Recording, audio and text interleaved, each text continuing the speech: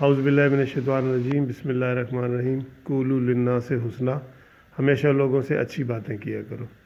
دوستوں اور قانونی ٹی وی چینل کے ویورز، آج ہمارے ساتھ بہت ہی وی آئی پی پرسنالٹی، سیلیبریٹی ہمارے مہمان خصوصی ہیں، ایکس جج ہیں، سیشن جج امجد پرویز صاحب۔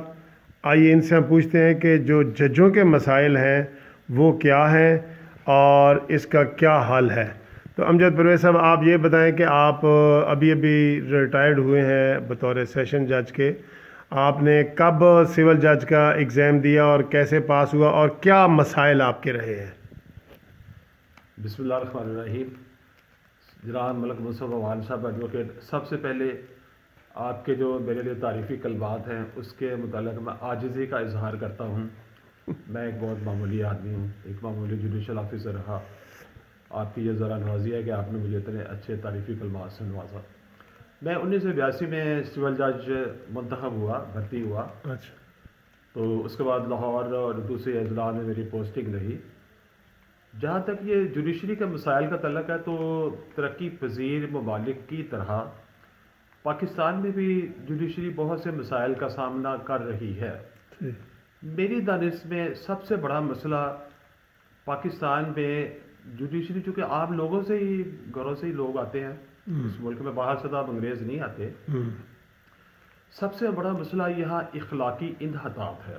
اچھا، پاکستان میں ابھی تک ہماری اخلاقی طور پر تعمیر نہیں کیا گیا۔ پاکستان کو اخلاقی طور پر لوگ آئے ہیں، آ کے اپنا کام کیا، چلے گئے دنیا سے، لیکن کسی نے اخلاقیات پہ توجہ نہیں دی۔ کوئی ٹریننگ نہیں ہوتی یا کیا کمی ہے اس میں؟ دیکھیے، برِ صغیر پاک و ہند میں میری دانش میں تو پچھلے 400 سال سے کوئی مصلح ریفارمر نہیں آیا۔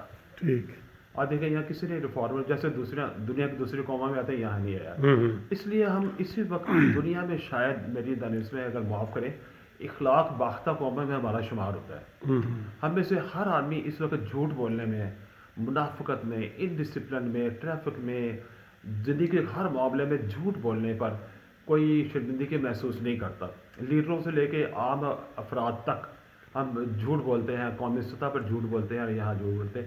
اسی طرح عدالتیں، کوئی بھی جج اچھا کام نہیں کر سکتا جب تک اس کے سامنے مدعی، مطالعہ، ملزم اور مستغیث سچائی سے کام کرے۔ وکلا بھی اسی معاشرہ کا حصہ ہے، جج بھی اسی معاشرہ کا حصہ ہے۔ اگر لوگ انحطاط کا شکار ہوئے ہیں تو اس میں ججز بھی انحطاط کا شکار ہوئے ہیں، مجموعی طور پر معاشرہ ہوا ہے، تو لہٰذا ہماری سچ تک پہنچنے کی کوئی راستہ ہمارے پاس نہیں رہا، کیونکہ ہم میں سے ہر آدمی جھوٹ بولتا ہے۔ آپ کو بہت زیادہ محنت کرنی پڑتی ہے سچ تک پہنچنے کے لیے۔ بہت محنت کرنی پڑتی ہے، لیکن اگر جج بھی اسی معاشرے کا حصہ ہے تو آپ خود اندازہ کر لیں کہ وہ جج سچ تک پہنچنے میں کتنی کوشش کر سکتا ہے اور کیوں کر سکتا ہے۔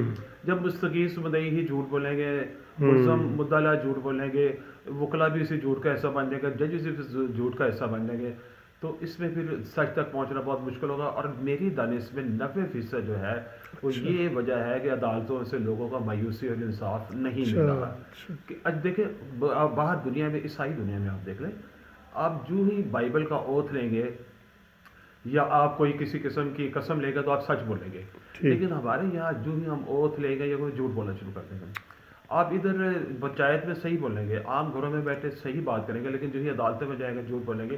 اور میں آپ کو دلچسپ ایک بات بتا دوں، میری دانش میں جو 1857 میں جو غدر یا جنگ آزادی تھی، اس میں جب انگریزی عدالتیں قائم ہوئی تھیں تو مسلمانوں کو ان عدالتوں نے، ظاہر ہے مسلمان مفتو تھے اور انگریز فاتح تھے، تو انہوں نے مسلمانوں کو چھوٹے چھوٹے مقدمات میں اسمبلی ٹرائل کر کے بادشاہ بہادر شاہ ظفر سمیت انہوں نے توپوں کے منہ کے آگے اڑانا شروع کر دیا، پھانسیاں لگانی شروع کر دی۔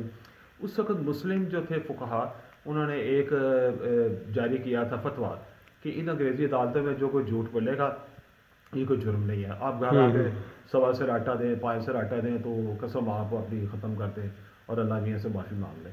اب مجھے لگتا ہے کہ وہ فتویٰ ابھی تک واپس نہیں ہوا، تو لہٰذا اجتماعی طور پر ہم عدالتوں میں جھوٹ بولنے میں کسی قسم کی کوئی ذہنی کوفت محسوس نہیں کرتے، ہچکچاہٹ نہیں کرتے۔ ہمارا تو یہ ہے۔ تو دوسرا جج صاحب یہ بتائیں یہ کہ آپ نے ایز اے سیشن جج کتنے مرڈر کیسوں کا فیصلہ کیا ہوگا؟ ہر جج کی رپورٹ جاتی ہے لاہور ہائی کورٹ میں تو میں نے 34-35 سال کی سروس میں تقریباً 600 مرڈر کیسز کا لگ بھگ 600 مرڈر کیسز کا فیصلہ کیا. اور اس کے علاوہ سر یہ بتائیں کہ یہ تو آپ مسائل بتا رہے ہیں کہ مدعی ملزم اور یہ وہ، آپ کو اور کیا کوئی تنخواہ کے حوالے سے، مالی مشکلات، ٹرانسفر کے حوالے سے یہ والی مشکلات بھی ہوتی ہیں آپ کو رہی ہیں؟ یہ کم ہوتی ہیں. آپ جہاں کہیں جاتے ہیں آپ کو گھر اگر مل جائے، اگر کہیں آپ کو پتا ہے سروس ٹرانسفریبل جاب ہے، کہیں بھی آ جائیں گے آپ کو ہوگا دنیا. پھر یہ ہے کہ اگر آپ کانے اور شاکر ہیں تو آپ کو تنخواہ کا بھی اتنا مسئلہ بہت زیادہ نہیں ہوگا. یا کم از کم میری وائف جو تھی وہ ڈاکٹر ہیں تو مجھے اتنا زیادہ یہ مسئلہ کبھی نہیں رہا. لیکن کسی بھی جج کو شاید ملازم مل جاتے ہیں. دیکھیے صرف تنخواہ نہیں نا آپ کے لیے، آپ اس کے ساتھ اس کا جو سوشل اسٹیٹس ہے وہ بھی آپ کے لیے ہے، پھر آپ کے لیے ملازم ہے، پھر آپ کے لیے گھر بار، پھر آپ کے چھوٹے موٹے مسئلے آپ کے حل ہو جاتے ہیں. تو میرے خیال میں جو میں نے پہلی بات کی ہے نا کہ ہمارے یہاں یہ ہے کہ قانون جو ہے وہ 150 سال تقریباً پرانا ہے. قانون کو ہم لوگوں نے بدلا نہیں ہے ابھی تک، نئے زمانے کے مطابق ہم نے ڈھالا نہیں ہے، ہم نے اپنے ادارے مضبوط نہیں کیے. ہمارے یہاں قانون کی حکمرانی نہیں ہے، 90% مسائل کا تعلق اسی سے ہے. اور ججز کی تعداد جو ہے وہ آبادی کے حساب سے نہیں ہے. ایک جج اگر روز صرف وکلا کے اور پارٹیوں کی حاضری لگائے تو اس میں میرا خیال ہے حاضری میں اس کا ٹائم گزر جائے گا. تو امجد پرویز صاحب آپ یہ بتائیں کہ کوئی سجیشنز آپ کے پاس ہیں 1-2 منٹ میں کہ کیا ہونا چاہیے؟ یہ تو آپ نے سارا جو کہ پریکٹیکلی فیس کیا ہے، کیا سجیشنز آپ 1-2 منٹ میں دینا چاہتے ہیں؟ سب سے پہلے آپ اس معاشرے کی حالت کو، انحطاط جو آیا ہوا قوم میں، اس کو ٹھیک کریں، لوگوں کو اخلاقی طور پر تعمیر کریں. اس کے بعد لوگوں میں تعلیم دیں.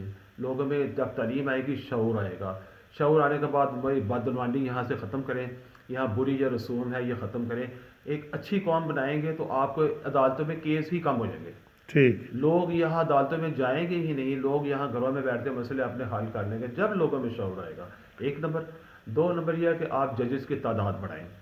3 نمبر پہ یہ ہے کہ آپ اگر کوئی کیس جھوٹا ہے تو اس کو، جیسے انگریزوں نے بھی یہ کیا تھا، آپ اس کو بھاری جرمانے کریں. Very good. اور اس کے بعد تاکہ کوئی آدمی، جیسے انگلستان میں دوسرے ممالک میں اگر آپ جھوٹا کیس کریں گے تو آپ پہ اتنا جرمانہ ہوگا کہ آپ کی آنے والی نسلیں یاد رکھیں گے کہ ہم نے جھوٹ نہیں بولنا ہے عدالتوں میں.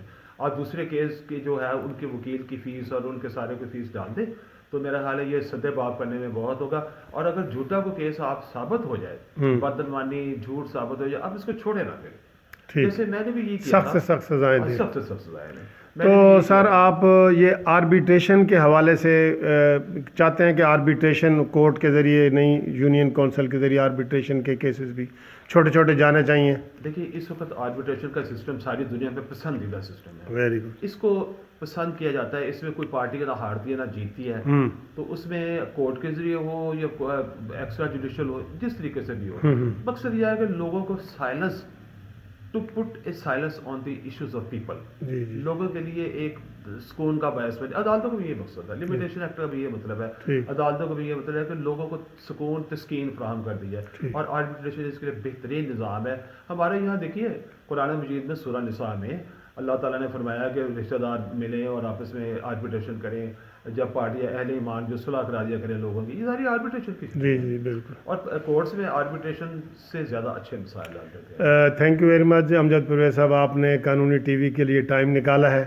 ویورز، آج آپ نے دیکھا ہے کہ بہت اچھے آپ کو ججز کے مسائل اور جو ہمارے معاشرے میں انحطاط کی چیزیں ہیں ان کے حوالے سے امجد صاحب اظہار خیال کر رہے تھے. آئندہ نیکسٹ سیلیبریٹی کے ساتھ آپ کے ساتھ پھر پیش ہوں گے. Thank you very much. خدا حافظ.